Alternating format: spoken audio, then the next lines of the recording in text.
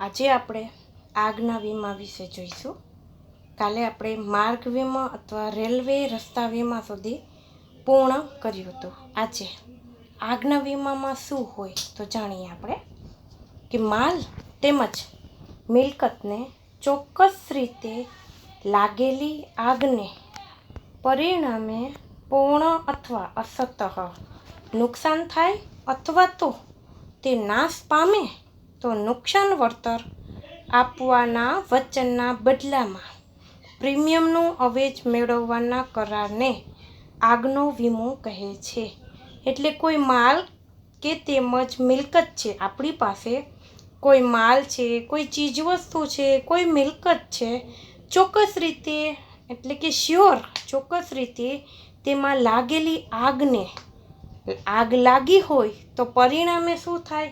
કાં તો પૂર્ણ રીતે તે માલ કે મિલકત નાશ પામે અથવા તો અસતઃ અથવા તો અડધી અસતઃ થોડી માલ કે મિલકતને નુકસાન થાય અથવા તો તે નાશ પામે છે. તો જે નુકસાન થાય તેની સામે વળતર આપવાના જે નુકસાન થાય છે તેની સામે આપણને વળતર મળે તેવું વચન કોણ આપે? તેના વચનના બદલામાં વીમા કંપની આપે છે વચન કે તમારું જે નુકસાન છે તેની સામે વળતર મેળવવા અથવા તો વળતર આપવામાં વચન આપે છે. અને તેના બદલામાં આપણને શું? તો કે પ્રીમિયમનું અવેજ મેળવવાના કરારને આગનો વીમો કહે છે. હવે આ જે કરાર આપણે કરીને તો તેમાં પણ પ્રીમિયમની રકમ એટલે કે આપણને તે રકમ હપ્તા રૂપે ભરવાની રહે છે.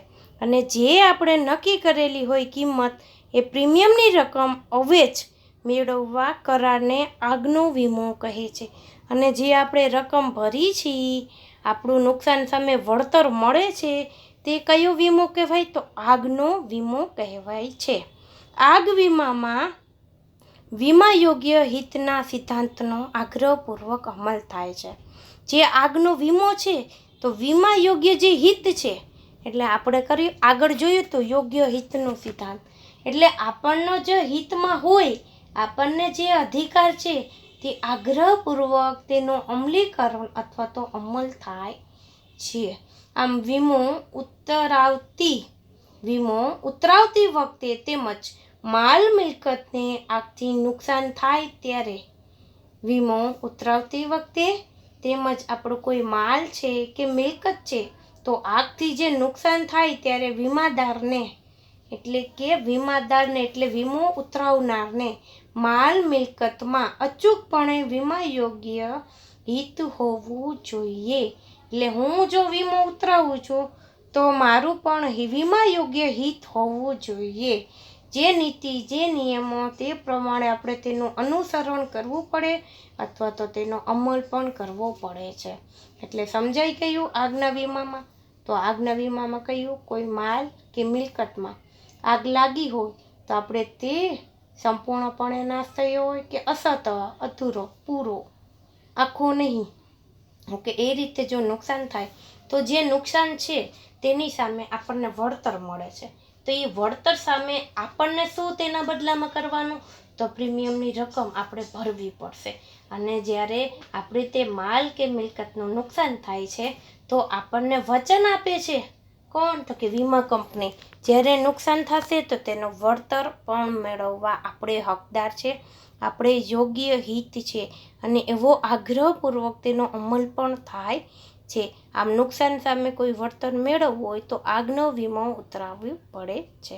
અને આપણે પણ તેના જે હિત છે, વીમા યોગ્ય જે હિત છે, જે બિહેવિયર છે, જે વર્તન છે, જે નીતિ નિયમો આપણે પણ યોગ્ય રીતે તેનો હિત હોવું જોઈએ. અન્ય વીમો ત્યારબાદ જોઈએ તો કે અન્ય વીમો તો વીમા વ્યવસાયમાં વૈવિધ્ય આપવાના કારણે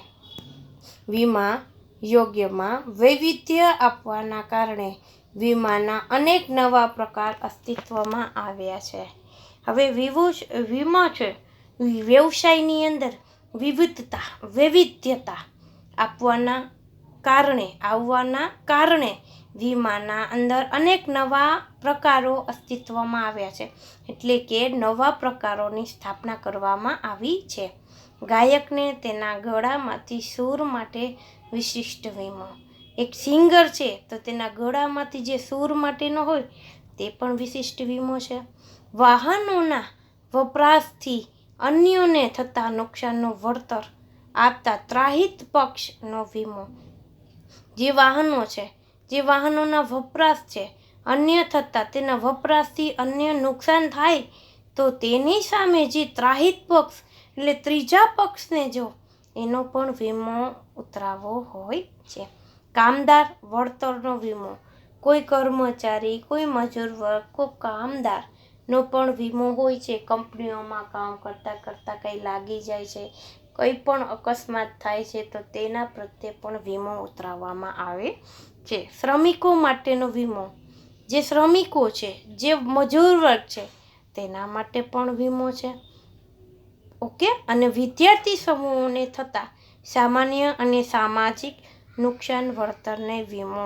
એટલે વિદ્યાર્થી છે, આપણા વિદ્યાર્થીઓના સમૂહને તથા તો સામાન્ય અને સામાજિક એટલે સમાજમાં રહેતા માનવો, વિદ્યાર્થીઓ, બાળકો, તેની સામે પણ તે લોકો નુકસાન વળતરનો વીમો ઉતરાવી શકે છે. આવી જ રીતે ડાક્ટરી સેવાઓ, શુશ્રુષા કરાવવા માટે પણ વળતરનો વીમો હોય છે. એટલે શું? તો કે ડાક્ટરી સેવા માટે પણ વીમો હોય છે. ધંધો બંધ રહેવાથી નફામાં થતું નુકસાન કુદરતી કે અકુદરતી પરિબળોને કારણે ન યોજી શકાય કે ન મુલતવી રાખવી પડે તો તે માટે પણ નુકસાન અંગેનો વીમો હોય છે. શું કહે છે? આપણને નફામાં કોઈ નુકસાન થયું હોય તો વીમો ઉતરાવી શકાય છે. કોઈ નુકસાન સામે વળતર પણ મેળવી શકાય છે. કર્મચારીઓ દ્વારા છેતરપિંડી. આપણા કર્મચારીઓ છે એના દ્વારા આપણે ચીટ થાય છે, જે છેતરપિંડી થાય છે તો તેની સામે તેની માટે માલિકોને થતા નુકસાન વળતરનો વીમો. રમતગમતના સ્પર્ધાત્મકના સાધનોનો વીમો. એ કુદરતી હોય કે અકુદરતી હોય, પરિબળોને કારણે આપણે યોજના જ ન કરી શકીએ, ધારણા જ ન કરી શકીએ અથવા તો તે મુલતવી જ રાખવી પડે તો તેના સામે જે નુકસાન થાય છે તો તે અંગે પણ વીમો જરૂરી છે. આમ અનેક પ્રકારના વીમાઓ અસ્તિત્વમાં આવ્યા છે. આવી રીતે આથી કહી શકાય કે અનેક પ્રકારના વીમાઓ છે એ અસ્તિત્વમાં આવ્યા છે. વ્યક્તિઓના આરોગ્યની જાળવણી અને સારવાર માટે ખર્ચ કરવો જ પડે છે. વ્યક્તિઓના આરોગ્યની જાળવણી માટે અને તેની આમ વ્યક્તિઓના આરોગ્યની જાળવણી અને સારવાર માટે ખૂબ ખર્ચ કરવો જ પડે છે. એટલે આપણે વ્યક્તિઓ છે, આપણા તંદુરસ્તી માટે, આપણા આરોગ્યની તંદુરસ્તી માટે, તેની જાળવણી માટે જે સારવાર કરવી પડે છે, જે સેવા આપવી પડે છે એ શું છે? તો કે ખૂબ જ ખર્ચ કરવો પડે છે. આમ વીમો ઉતરાવનાર વ્યક્તિને નક્કી કરેલી શરતો અનુસાર જે વ્યક્તિને વીમો ઉતરાવવો છે તો નક્કી કરેલી જે શરતો હશે, જે કન્ડિશન હશે એ અનુસાર વીમા કંપની વીમા પ્રીમિયમના બદલામાં માંદગીનો ખર્ચ ભરપાઈ પણ કરી આપે છે. શું કહે છે? આપણે વીમો ઉતરાવ્યો હોય કોઈ વ્યક્તિનો અને એ વ્યક્તિ બીમાર હોય તો તેના બદલામાં પણ વીમા કંપની તેની માંદગીનો જે ખર્ચ હોય, બીમાર પડે છે તો જે ખર્ચ થતો હોય છે મેડિકલ, તો તેના માટે પણ વીમા કંપની તેને ભરપાઈ કરી આપે તેવી વીમા પોલિસી સ્વાસ્થ્યનો વીમો કહેવાય છે. આવી રીતે જો આપણે વીમા પોલિસી લેવી હોય ને, આપણા ઘરમાં કોઈ બીમાર છે, દાદા દાદી, તો આવી રીતે આપણે વીમા પોલિસી લેવાય. જેથી શું થાય છે તો કે જે બીમાર છે વ્યક્તિ, આપણા દાદા દાદી કે ફેમિલી મેમ્બરમાં કોઈ, તો મેડિકલમાં જે આપણો ચાર્જ થતો હોય મેડિકલ ખર્ચ, તો તેની ભરપાઈ કોણ કરી આપશે? તો કે વીમા કંપની તેને કરી આપે છે. ઓકે. આવી રીતે તો હવે વીમાનો છે તો વીમાનો શું છે તો કે ખાનગીકરણ છે. વીમો શું છે? પ્રાઇવેટ. વીમાનું ખાનગીકરણ થઈ ગયું છે. ખાનગી રીતે, પ્રાઇવેટ રીતે તેનો કરતા હોય છે. જે પદ્ધતિ છે, જે પ્રોસેસ છે એ ખાનગી ક્ષેત્ર હવે બની ગયું છે. તો ભારતમાં વીમાની શરૂઆત ખાનગી ક્ષેત્રથી થઈ હતી. આપણા ભારતની અંદર, આપણા દેશની અંદર જે વીમા કંપની છે તેની શરૂઆત તો કે ખાનગી ક્ષેત્રે થઈ જ હતી. કઈ રીતે? તો કે ખાનગી ક્ષેત્રે તેની શરૂઆત થઈ હતી, પ્રાઇવેટ. ઓકે. ભારતમાં બ્રિટિશ હુકુમતના કારણે ઘણી બધી વિદેશી વીમા કંપનીઓને પણ ભારતમાં વીમા કાર્યની શરૂઆત કરી. જે ભારતમાં જે બ્રિટિશ લોકો છે, બ્રિટિશના હુકુમતના કારણે ઘણી બધી જે છે વિદેશી કંપનીઓ, વિદેશી વીમા કંપનીઓ પણ આપણા ભારતની અંદર વીમા કંપનીઓનું કાર્ય કરવાની શરૂઆત કરી હતી. અયોગ્ય વેપારી રસમો આચરવામાં આવતી હોવાને કારણે જે વિદેશી કંપનીઓ છે, વિદેશી વીમા કંપનીઓ છે, એ લોકો યોગ્ય રીતે નહીં, એવી રીતે વેપારી રીત રસમો આચરવામાં આવતી હોવાથી, એટલે એક વેપાર બની ગયો છે, એક ધંધો બની ગયો છે. એ રીતે જો અયોગ્ય રીત રસમો છે તેને આચરવાના હોવાથી એના આક્ષેપોના કારણે જે છે બનાવો બન્યા છે, તે વિરોધના કારણે 19મી જાન્યુઆરી 1956ના રોજ વટહુકમ દ્વારા જીવન વીમાનું જે ધંધાનો છે એ રાષ્ટ્રીયકરણ કરવામાં આવ્યું છે. ઓકે. એટલે કે જે વિદેશી કંપની આપણી ભારતની અંદર આવી વીમા કંપનીનું કાર્યની શરૂઆત તો કરી, પણ તેની સાથે સાથે એ લોકો અયોગ્ય રીત રસમો આચરવા લાગ્યા. જેથી શું થયું કે 19મી જાન્યુઆરીના 1956ના દિવસે રોજ વટહુકમ દ્વારા, એટલે વટહુકમ બહાર પડે. વટહુકમ કોણ બહાર પડે? આપણો જે પ્રેસિડેન્ટ હોય ને, એ વટહુકમ બહાર પાડે. ઓકે. આગળ આવશે તો હું તમને કહીશ. તો તેના દ્વારા અત્યારે આપણો કોણ પ્રેસિડેન્ટ છે કહેજો મને તમે. ઓકે. એ વટહુકમ દ્વારા જે જીવન વીમાનું જે ધંધાનો વેપાર છે આપણો, તે કેવું કરવામાં આવ્યું? તો કે રાષ્ટ્રીયકરણ કરવામાં આવ્યું અને ભારતીય જીવન વીમા નિગમની સ્થાપના થઈ. એટલે ત્યારબાદ આપણે શું, આપણા રાષ્ટ્ર પૂરતું, આપણા દેશ પૂરતું જ કરવામાં આવ્યું, એટલે રાષ્ટ્રીયકરણ કરવામાં આવ્યું. અને ત્યારબાદ તેનું નામ શું પડતું? તો કે ભારતીય જીવન વીમા નિગમ, લાઈફ ઇન્સ્યોરન્સ કોર્પોરેશન ઓફ ઇન્ડિયાની સ્થાપના થઈ. આમ જીવન વીમાના ક્ષેત્રે ભારતીય જીવન વીમા નિગમનું એક હાથો ઇજારાની શરૂઆત થઈ છે. એટલે માત્ર એક જ છે જીવન વીમા પ્રીમિયમ. કયો? તો કે ભારતીય જીવન વીમા નિગમ. એક હાથો ઇજારાની શરૂઆત થઈ. ઓકે.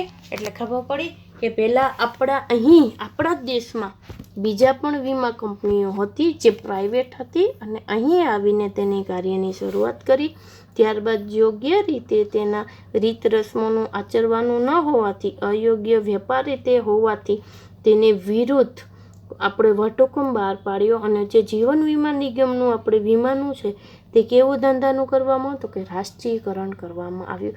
આ રાષ્ટ્રીયકરણ થયા બાદ ભારતીય જીવન વીમા નિગમની સ્થાપના કરવામાં આવે. અને આમ જીવન વીમા ક્ષેત્ર એ ભારતીય જીવન નિગમનું એક શરૂઆત કરી છે. સામાન્ય વીમાની શરૂઆતમાં ભારતમાં બ્રિટિશરો દ્વારા થઈ હતી. જે સામાન્ય વીમો છે તો એની શરૂઆત કોના દ્વારા થઈ હતી? તો કે બ્રિટિશરો દ્વારા થઈ હતી. આમ સામાન્ય વીમા ઉપર પણ સમયાંતરે નિયંત્રણ મુકાતા રહ્યા હતા. એટલે કે જે બ્રિટિશરો છે તેની શરૂઆત થઈ, પણ સામાન્ય જે વીમો છે તેના ઉપર સમય ઉપર જે નિયંત્રણો, જે કંટ્રોલ, જે અંકુશ તેના ઉપર પણ મુકાતા રહ્યા હતા, જે આઝાદી પછી પણ ચાલુ રહ્યા છે. એટલે કે જે બ્રિટિશરો છે આપણા દેશની અંદર જે વેપાર કરે છે, કે સામાન્ય વીમો ઉતરાવે છે, તેના ઉપર અંકુશ કોનું? તો કે આપણા ગવર્મેન્ટનો, સરકારનો, ભારત દેશનો. ઓકે. તેના ઉપર કંટ્રોલ રાખતા હતા. અને જે આઝાદી મળીને આપણને, ત્યાર પછી પણ આવું ચાલુ જ રહ્યું છે. 1972માં સામાન્ય વીમો વેપાર 1972માં સામાન્ય વીમો વેપારનો કાયદા દ્વારા 1 જાન્યુઆરી 1973થી તમામ સામાન્ય વીમાનો કંપનીઓનું રાષ્ટ્રીયકરણ કરવામાં આવ્યું છે. એટલે કે પહેલાં શું હતું? તો કે સામાન્ય વીમાની શરૂઆત ક્યાંથી થઈ? તો કે ભારતના બ્રિટિશરોથી. ઓકે, બ્રિટિશરો જે ભારતમાં રહેતા હતા તેનાથી શરૂ થઈ, પણ 1 જાન્યુઆરી 1973થી તમામ જે સામાન્ય વીમો હતા એ કંપનીઓનું શું થયું તો કે રાષ્ટ્રીયકરણ કરવામાં આવ્યું. એટલે આપણા દેશની અંદર રાષ્ટ્રીયકરણ કરવામાં આવ્યું. બ્રિટિશરો હતા તે નહીં, આપણા દેશનું રાષ્ટ્રીયકરણ કરવામાં આવ્યું. આમ વીમા ક્ષેત્રની કામગીરીની સમીક્ષા માટે એક સમિતિની રચના થઈ છે. એટલે વીમા ક્ષેત્ર, વીમાનું જે કાર્ય છે, જે વિસ્તાર છે, જે કામગીરી છે તેની સમીક્ષા કરી એક સમિતિની રચના કરી છે. એક રીતે એક સમિતિ, એક કમિટી ઊભી કરી છે અને તે કમિટી એ સમિતિની સ્થાપના કરી છે. જેના અહેવાલના કારણે એટલે કે રિપોર્ટના કારણે ભારત સરકારે વિદેશી વીમા કંપનીઓનો ભારતીય કંપનીઓ સાથે સહયોગ વીમા ધંધો કરવાની જોગવાઈ કરી છે. ત્યારબાદ જે રિપોર્ટ આપણે તૈયાર કર્યો ત્યારે જે ભારત સરકાર અને વિદેશી વીમા કંપનીઓ છે તો ભારતીય કંપનીઓ સાથે સહયોગથી, તેની મદદથી, તેની સલાહથી, ઓકે, સહયોગથી તેની સાથે મળી વીમાનો ધંધો કરવાની જોગવાઈ કરી છે. એટલે ત્યારબાદ જો વિદેશી કંપની હોય તો આપણા દેશ સાથે સહયોગ સાથે વીમા કંપનીઓનો ધંધો કરવાની જોગવાઈ કરી અને 1999માં વીમા નિયામક અને વિકાસ સત્તાની સ્થાપના થઈ.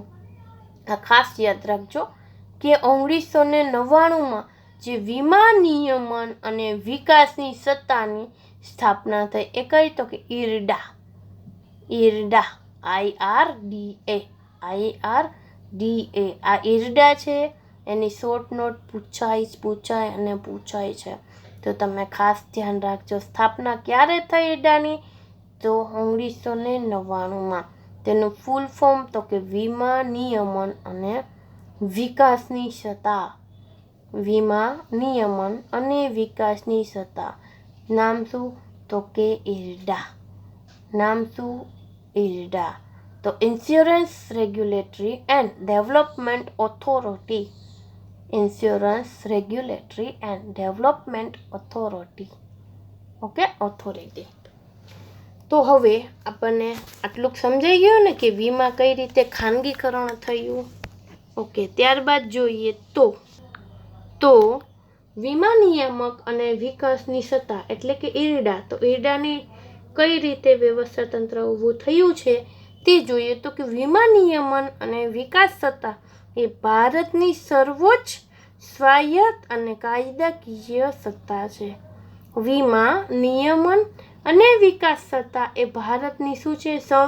સર્વોચ્ચ એટલે સૌપ્રથમ, સ્વાયત્ત પોતાના રીતે અને કાયદાકીય રીતે ગવર્મેન્ટના નીતિ નિયમોને મુજબ એક સંસ્થા છે, જે કાયદાકીય સંસ્થા છે, જે વીમા ક્ષેત્રના નિયમન અને વિકાસનું કાર્ય સંભાળે છે.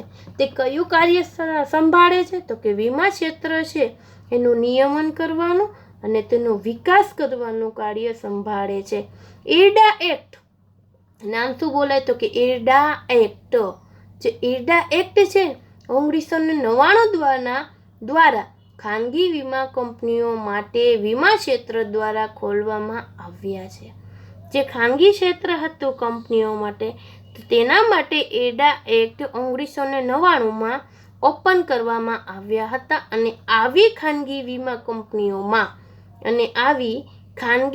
કંપનીઓમાં વિદેશી સીધું રોકાણ 26% સુધીની મર્યાદામાં કરવા માટે મંજૂરી આપવામાં આવી હતી.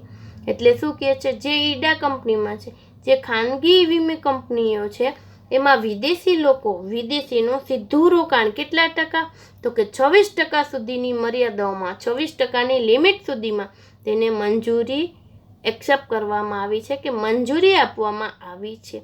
જે વર્ષ 2015માં, અત્યારે 2015માં હમણાં જ ગયું 2015, તો તેમાં વધારીને કેટલા ટકા કર્યું તો કે 49% સુધી કરવામાં આવ્યું. પહેલાં કેટલું હતું તો કે IRDA કંપની એક્ટે વિદેશીએ સીધું રોકાણમાં 26% સુધી મર્યાદા આપી હતી. 2015માં 49% સુધી કરવામાં આવી છે. ખાસ યાદ રાખજો, કે 1999માં 26%ની મર્યાદાએ સીધું રોકાણ કરી શકતા હતા, પણ 2015ના નવા સુધારાના કારણે વિદેશી લોકો સીધું રોકાણ 49% સુધી કરવામાં આવ્યું હતું. આમ વિદેશી વીમા કંપનીઓ ભારતીય વીમા કંપનીમાં સીધું 49% સુધીનું મૂડી રોકાણ કરી શકે છે.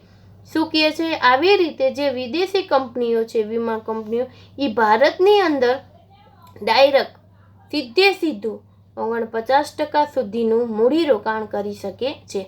IRDAનું મુખ્ય ઉદ્દેશોમાં જોઈએ તો IRDA જે સંસ્થા છે એના મુખ્ય ઉદ્દેશો કયા છે તો જોઈએ. પહેલું કે વીમા ધારકોને વધુ પસંદગી મળે. જે વીમો ઉતરાવવો છે જે વ્યક્તિને, એને શું મળે તો કે વધુ પસંદગી મળે. વીમા કંપનીઓ વચ્ચે તંદુરસ્ત સ્પર્ધા દ્વારા ઓછા પ્રીમિયમે વધુ સારી સેવા મળે. જે વીમા કંપનીઓ વચ્ચે છે અને તંદુરસ્ત સ્પર્ધા છે, એક કોમ્પિટિશન છે, તેમાં શું હોય તો કે ઓછા પ્રીમિયમે એટલે ઓછી કિંમતે, ઓછી રકમે અને વધુ સારી સેવા ફેસિલિટી મળી રહે, એવો પણ એનો ઉદ્દેશ હોય છે. આવી રીતે ત્રીજો એનો ઉદ્દેશ જોઈએ તો કે અર્થતંત્ર માટે ભંડોળ મેળવવા. જે આપણું અર્થતંત્ર છે તેના માટે રિઝર્વ મેળવવું, ભંડોળ મેળવવું એટલે કલેક્શન કરવું, મૂડીનું ઉત્પાદન કરવું, અનામત તરીકે રાખવું, અર્થતંત્ર માટે ભંડોળ મેળવવા. ચોથું તો કે વીમા કંપનીઓમાં સ્વનિયંત્રણ લાવવું. જે વીમા કંપની છે, નિયંત્રણ કોણ લાવતું તો કે સરકાર. હવે વીમા કંપનીઓ છે એ પોતે જ પોતાના નિયંત્રણો લાવે. વીમા કંપનીઓ સ્વનિયંત્રણ એટલે પોતે જ પોતાની જાતું, પોતે જ પોતાના જે કાર્ય છે તેના ઉપર નિયંત્રણ લાવવું જરૂરી છે. છઠ્ઠું પોઈન્ટ કે પાંચમો પોઈન્ટ તો કે ફરિયાદ નિવારણ તંત્રની વ્યવસ્થા કરવી પણ જરૂરી છે. જે વીમા ઉતરાવે છે તેને કોઈ ફરિયાદ છે તો તે ફરિયાદનું નિવારણ માટે પણ એક તંત્રની, એક વ્યવસ્થા ઊભી કરી છે. આવી રીતે તેના 6 કે 5 જે ઉદ્દેશો હતા. વીમા પહેલું તો કે વીમા ધારકોને વધુ પસંદગી મળે. બીજું, વીમા કંપનીઓ વચ્ચે જે સ્પર્ધા હોય છે તો ઓછા પ્રીમિયમે અને વધુ સારી સેવા. ત્રીજું તો કે અર્થતંત્ર માટે ભંડોળ ઊભું કરવામાં આવે છે. ચોથું તો કે વીમા કંપનીઓમાં સ્વનું નિયંત્રણ લાવવું પડે છે. અને પાંચમું તો ફરિયાદ નિવારણ તંત્રની વ્યવસ્થા ઊભી કરવામાં આવે છે. આવી રીતે શું તો કે IRDAનું જે કાર્ય પદ્ધતિ છે આ રીતે તે કાર્ય કરી શકે છે. IRDAનું ફૂલ ફોર્મ શું તો કે insurance regulatory and development authority. ગુજરાતીમાં એનું નામ તો વીમા નિયામક અને વિકાસતા. Short form IRDA, IRDA. બધું પૂછાય છે. ઓકે. IRDAની સ્થાપના IRDA એક્ટ તો 1999માં જે ખાનગી માટે થયું હતું. ઓકે. અને ત્યાં 1999 હતા તે વિદેશી સીધું રોકાણ કેટલા ટકા તો કે 26%. 15માં જે સુધારો વધારો કર્યો 2015માં તો કેટલા ટકા સીધું રોકાણ કરી શકે છે મૂડીનું તો 49%. આ બધું તમારે ખાસ યાદ રાખવાનું છે અને પરીક્ષામાં ખાસ પૂછાય પણ છે.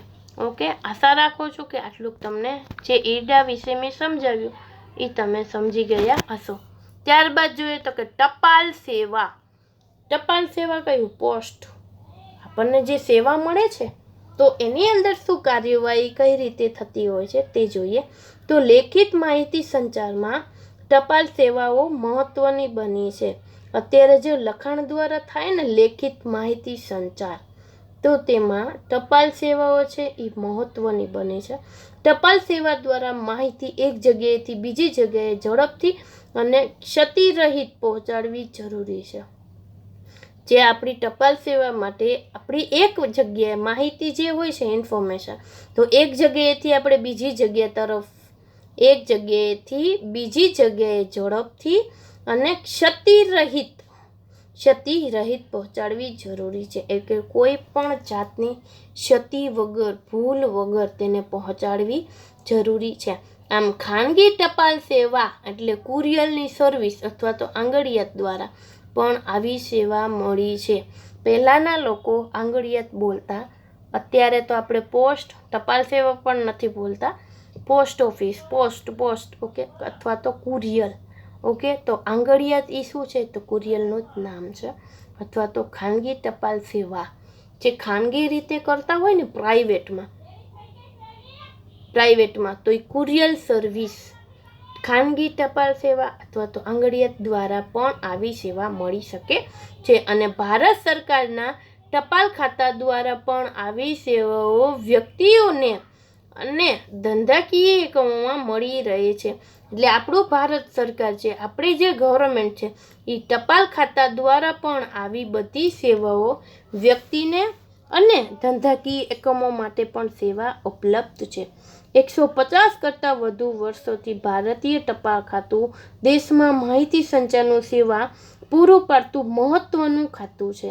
એટલે કે આપણા ભારતની અંદર જે ટપાલ ખાતું છે, જે ટપાલની સેવા છે, કેટલા વર્ષ કરતાં વધુ? તો કે 150 વર્ષ કરતાં પણ વધુ તે પોતાની સેવા બજાવી રહી છે. આમ ટપાલ ખાતું ટપાલ સેવાઓ સિવાય પણ ઘણી બધી સેવાઓ જેવી કે મની ઓર્ડર, નાની બચત યોજના અન્વયે થાપણોનો સ્વીકાર, ટપાલ જીવન વીમા દ્વારા અને ગ્રામીણ જીવન વીમા સ્વરૂપે પૂરી પાડે છે. એટલે આ જે છે એ માહિતી સંચાર પૂરતું નથી, પણ બીજી અન્ય સેવાઓ જેવી કે મની ઓર્ડર, નાની બચત, આપણે કોઈ બચત કરવી હોય તો તેમાં આપણે તે યોજનાઓ બહાર પાડે છે, તેમાં આપણે બચત પણ કરી શકીએ. જે થાપણો આપણે હોય, થાપણોનો સ્વીકાર કરવો હોય તો તે પણ આપણે કરી શકીએ છીએ. ટપાલને જે જીવન વીમા દ્વારા અથવા તો ગ્રામીણ જીવન વીમા સ્વરૂપને પણ તે પૂરી પાડે છે. ઓકે, આ ઉપરાંત તે બીજી ઘણી સેવાઓ જેવી કે કેટલાક મ્યુચ્યુઅલ ફંડમાં રોકાણ કરે છે. મ્યુચ્યુઅલ ફંડમાં સાંભળ્યું છે? મ્યુચ્યુઅલ ફંડ એટલે શું? તો ટપાલ જે સેવાઓ છે એની અંદર પણ મ્યુચ્યુઅલ ફંડના રોકાણમાં આપણે પણ રોકાણ કરી શકીએ છીએ. આમ ભારત સરકારની ઘણી બધી યોજનાઓ માટે પ્રતિનિધિ એટલે એજન્ટની સેવા આપે છે. એટલે આપણા જે ગવર્મેન્ટ છે, આપણું જે દેશ છે, તેના માટે ઘણી બધી યોજનાઓ છે, તેના માટે એક એજન્ટની સેવા આપે, પ્રતિનિધિની સેવા આપે છે. આમ નિવૃત્તિ પેન્શનની ચૂકવણી જેવા, નિવૃત્તિ હોય અને પેન્શનની જે ચૂકવણી જેવા કાર્યો પણ સંભાળે છે.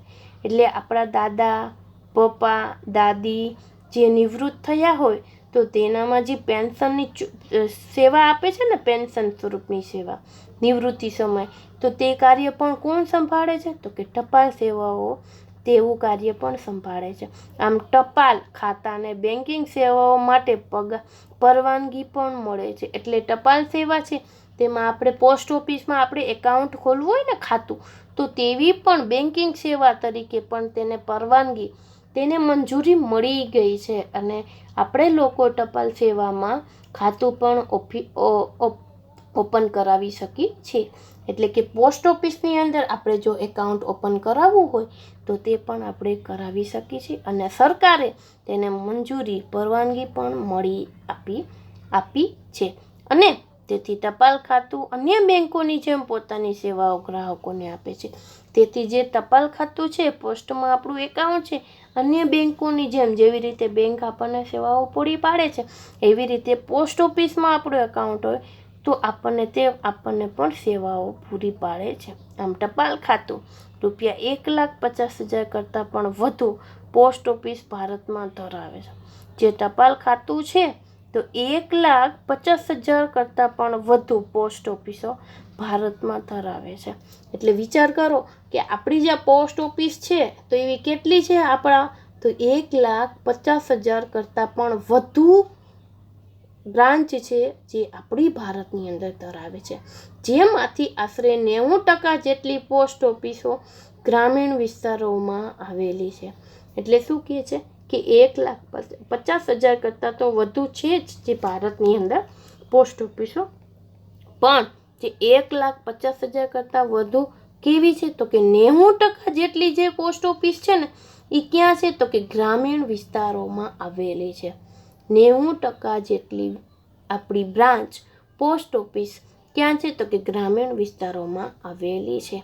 આવી રીતે એ પોતાની સેવાઓ બચાવી રહી છે. ટપાલ સેવાઓ એટલે પોસ્ટ ઓફિસની સર્વિસ જે ખાનગી રીતે થાય છે કુરિયર, અને આપણે લેખિત દ્વારા અથવા ગવર્મેન્ટ દ્વારા ઘણા એવા કાર્યો પણ થાય છે. મની ઓર્ડર છે, નાની બચત યોજના છે, કોઈ થાપણોનો સ્વીકાર કરવો હોય એવી રીતે. અને 150 વર્ષ કરતાં પણ વધુ આ સેવાઓ બચાવી રહી છે.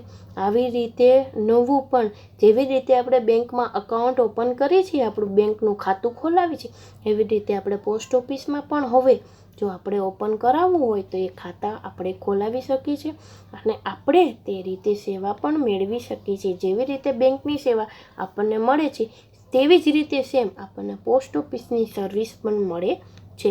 અને ટપાલ ખાતું જે છે, ટપાલના બ્રાન્ચ ભારતમાં જે ઓફિસો છે એ 1,50,000 કરતાં પણ વધુ છે. અને 1,50,000 કરતાં વધુ પણ 90% જેટલી જે પોસ્ટ ઓફિસ છે એ ગ્રામીણ વિસ્તારોમાં આવેલી છે. ઓકે, આશા રાખું છું કે તમને સમજાઈ ગયું હશે. આ વિડીયો ધ્યાનથી જોજો, સાંભળજો અને સમજજો. તેમ છતાં કંઈ ના આવડે તો મને ડાઉટ તમારો કીજો, ક્વેશ્ચન, હું તમારો ડાઉટ તે તમને સોલ્વ કરી આપીશ. ઓકે, આજ માટે આટલું જ. ઓકે.